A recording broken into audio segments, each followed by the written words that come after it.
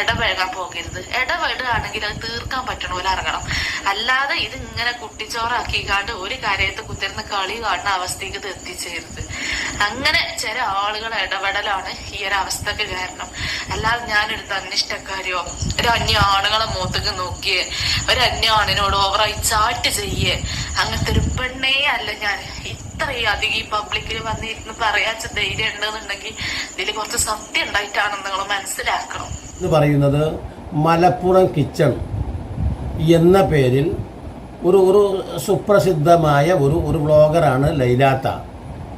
നിങ്ങൾക്കൊക്കെ അറിയാമല്ലോ. അപ്പോൾ അവരുടെ ആ ശൈലി ആളുകൾക്ക് ഇഷ്ടപ്പെടുന്നുണ്ടതാണ്.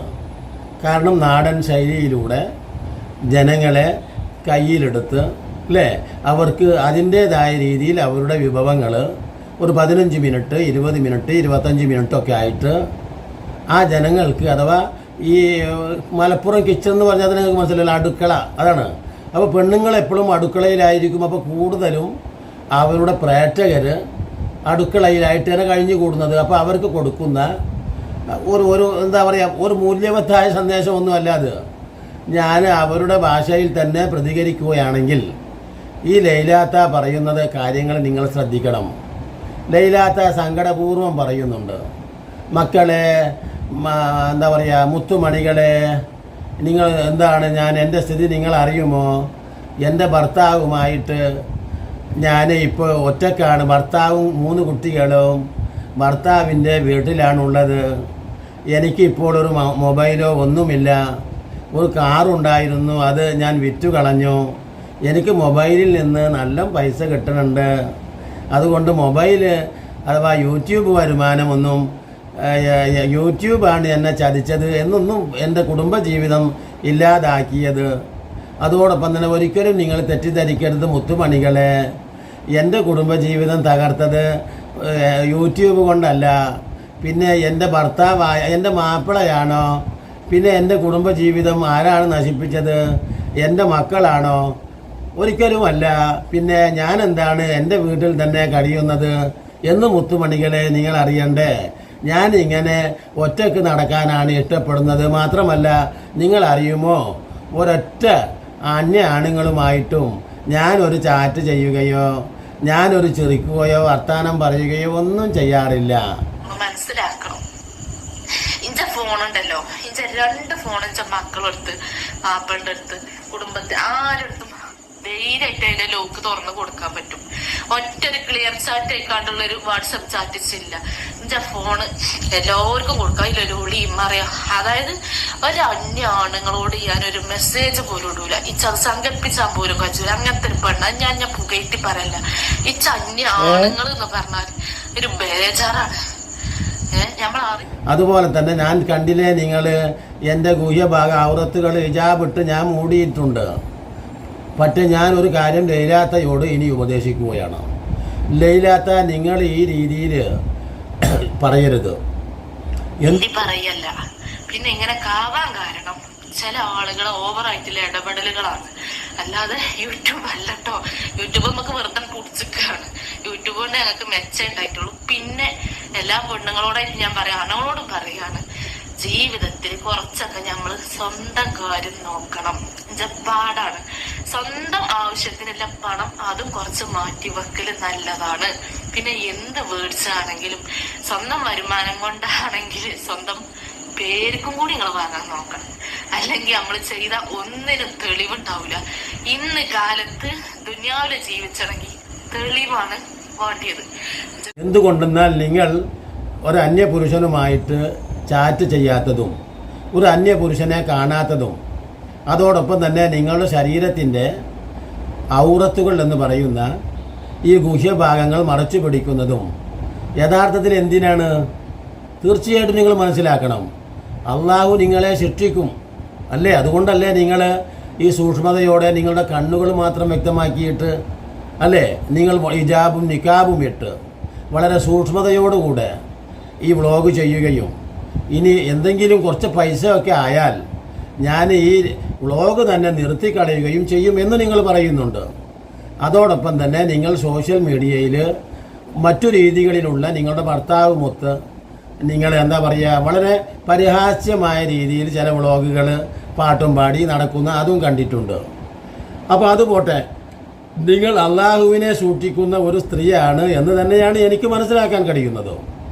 അപ്പോൾ എനിക്ക് നിങ്ങളോടുള്ള ഉപദേശം, നിങ്ങളുടെ ശരീരത്തിൻ്റെ ഗുഹ്യഭാഗങ്ങൾ മറച്ചത് ആരെ വിചാരിച്ചാണോ ആരെ ഭയപ്പെട്ടാണോ യഥാർത്ഥത്തിൽ നിങ്ങളുടെ റബ്ബിനെ ഭയപ്പെട്ടുകൊണ്ടാണ്. അഥവാ നമുക്ക് നാളെ പരലോകത്ത് സ്വർഗം ലഭിക്കണം അല്ലേ? തീർച്ചയായിട്ടും അല്ല. നിങ്ങളുടെ ഇക്കാബും എന്താ പറയുക ഹിജാബും നിക്കാബും ഒക്കെ തുറന്നിട്ട് അല്ലേ വളരെ മദാലസയെ പോലെ നിങ്ങൾ ഒരു വ്ളോഗ് ചെയ്യുകയാണെങ്കിലോ, ഇബ്രാഹിം പുഴക്കാട്ടിരി ഒരിക്കൽ ഒരു സ്ത്രീയെക്കുറിച്ച് മഞ്ഞ് വാരിയിടുന്ന ഒരു സ്ത്രീയെക്കുറിച്ച് പറഞ്ഞില്ലേ, ആ സ്ത്രീയെപ്പോലെ നിങ്ങൾ ചെയ്യാത്തത് തീർച്ചയായിട്ടും നിങ്ങൾ അള്ളാഹു സൃഷ്ടിക്കുമെന്ന നിലക്കാണ്. അതായത് പ്രധാനം ഓരോ വിശ്വാസിയുടെയും അടിസ്ഥാനപരമായ ലക്ഷ്യം അവർക്ക് സ്വർഗം ലഭിക്കണമെന്നതാണ്. അപ്പോൾ അങ്ങനെ ഇരിക്കെ ആ ഭർത്താവിൻ്റെ അതൃപ്തിയിലായിട്ട് നിങ്ങൾ കഴിയുകയാണെങ്കിൽ നിങ്ങൾക്ക് അത് ലഭിക്കുകയില്ല താത്ത. നിങ്ങളത് മനസ്സിലാക്കണം. നിങ്ങൾ ഈ മുത്തുമണികളോട് ഈ തമാശ പറഞ്ഞുകൊണ്ട് നിങ്ങൾക്ക് മുന്നോട്ട് എത്ര കാലമാണ് പോകാൻ കഴിയുക? ഇനി നിങ്ങളുടെ ഭർത്താവ് നിങ്ങൾ യൂട്യൂബ് ചെയ്യരുത് എന്നാണ് പറയുന്നതെങ്കിൽ തീർച്ചയായിട്ടും നിങ്ങൾ ഭർത്താവിനെ അനുസരിക്കണം. അല്ലെങ്കിൽ തന്ത്രപൂർവ്വം ഭർത്താവിനെ കൊണ്ട് അത് സമ്മതിപ്പിക്കണം. അതല്ലാത്ത വൃത്തികേടുകളാണ് നിങ്ങൾ ചെയ്യുന്നു എന്നെങ്കിൽ അതൊന്നും ചെയ്യുന്നില്ലെന്ന് തന്നെയാണല്ലോ നിങ്ങളുടെ വാക്കുകൾ. നിങ്ങളുടെ വാക്കുകൾ വിശ്വസിക്കുകയാണല്ലോ ഈ മുത്തുമണികളൊക്കെ ചെയ്യുന്നത്.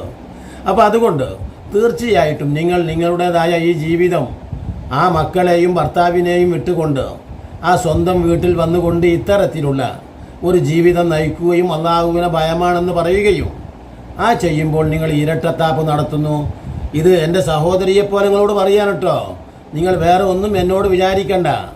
ഞാൻ പറയുന്നത് നിങ്ങളുടെ ഇരുലോക ജീവിതവും അതിൻ്റെ ഹൈറും അതിൻ്റെ അനുഗ്രഹവും അതിൻ്റെ തൃപ്തിയും തൻ്റെ കുട്ടികളോടും ഭർത്താവിനോടും ഒപ്പം കഴിഞ്ഞുകൂടുക എന്നതാണ്. ആ കുടുംബത്തിൻ്റെ എല്ലാ പ്രയാസങ്ങളോടും വേദനയോടും ഒപ്പം കഴിഞ്ഞുകൂടുക എന്നതാണ്. ആലോചിച്ച് നോക്കും. മാത്രമല്ല ഒരു ഭർത്താവ് വെറുപ്പിൻ്റേതായ സമയമൊക്കെ ഒരു ഭർത്താവ് ഇപ്പം നിങ്ങളോട് ഏത് രീതിയിലാണ് നിൽക്കുന്നത്?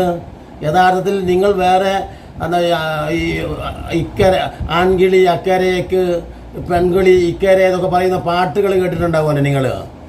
എന്ന് പറഞ്ഞതുപോലെ നിങ്ങൾ എല്ലാവിധ സംവിധാനങ്ങളും നിങ്ങളുടെ ഭർത്താവിൻ്റെ വീട്ടിൽ പോയി നിൽക്കാൻ കഴിയുമായിരിക്കെ നിങ്ങൾ എന്തുകൊണ്ട് ഈ വീട്ടിൽ നിൽക്കുന്നു? ആലോചിച്ച് നോക്കൂ. നിങ്ങൾ സത്യമൊന്നും നിങ്ങൾ തുറന്നു പറയുന്നുമില്ല. എന്തുകൊണ്ടെന്നാൽ എന്തിൻ്റെ പേരിലായാലും അഥവാ നിങ്ങൾക്ക് ആ ഭർത്താവിനോട് കൂടെ അവിടുത്തെ സഹോദരിമാരോ നാത്തൂമാരോ മറ്റോ ആണ് ഉള്ളതെങ്കിൽ നിങ്ങൾ സ്വാഭാവികമായിട്ടും നിങ്ങളുടെ ഭർത്താവും 3 കുട്ടികളും ഉണ്ടെങ്കിൽ നിങ്ങൾക്ക് സ്വന്തമായിട്ട് ഒരു വീടെടുത്ത് ഒരു 10 സെൻറ്റ് സ്ഥലം വാങ്ങി അല്ലെങ്കിൽ ഒരു 5 സെൻറ്റ് സ്ഥലം വാങ്ങി, ചിലരൊക്കെ ഉണ്ടാവും ഈ നാത്തൂൻ പോരുകൊണ്ട് അമ്മായിമ്മ പോരുകൊണ്ട് സ്വന്തം വീടുണ്ടാക്കുന്ന ധാരാളം ആളുകളെ നമ്മൾ കണ്ടിട്ടുണ്ട്, കാണുന്നുമുണ്ടോ? അപ്പം നിങ്ങളൊരു ഫാമിലിയാണല്ലോ. അപ്പം നിങ്ങൾ ഇനി അതല്ല ആ നാത്തൂനെ സംരക്ഷിക്കാൻ ആരുമില്ല എന്ന നിലക്ക് ആ സഹോദരൻ നിങ്ങളുടെ ഭർത്താവ് സഹോദരിയെ കൊണ്ട് നടക്കുന്നുവെങ്കിൽ അവരെയൊക്കെ കൂട്ടിപ്പിടിച്ച് സ്നേഹിച്ച് നിൽക്കുക എന്നത് തന്നെയാണ് ഹൈറ്. അതല്ല എങ്കിൽ പിന്നെ നിങ്ങൾ എന്തു ചെയ്യണം? നിങ്ങളുടെ ഭർത്താവുമായി നിങ്ങൾക്ക് യോജിച്ച് പോകാൻ കഴിയുന്നില്ല എങ്കിൽ, നിസ്സാരമായ പ്രശ്നത്തിന് പോലും വിട്ടുവീഴ്ച ചെയ്യുന്നില്ലെങ്കിൽ, അതാണ് അള്ളാഹുവിൻ്റെ റസൂലിനെ വിശ്വസിക്കുന്നു, അള്ളാഹുവിനെ വിശ്വസിക്കുന്നു. ഒരു ഭർത്താവ് അള്ളാഹുവിൻ്റെ റസൂൽ പറയുന്ന ഒരു വാക്കുണ്ട്, അള്ളാഹു അല്ലാത്ത മറ്റെന്തിനെങ്കിലും സുജൂദ് ചെയ്യാൻ ഞാൻ നിർദ്ദേശിക്കുമായിരുന്നു എങ്കിൽ അത് ഭർത്താവിൻ്റെ മുമ്പിൽ ഭാര്യ ചെയ്യണം എന്നായിരുന്നു. ആലോചിച്ച് നോക്കണം. അത്രമാത്രമാണ് ഭർത്താവിനോടുള്ള കടപ്പാട്.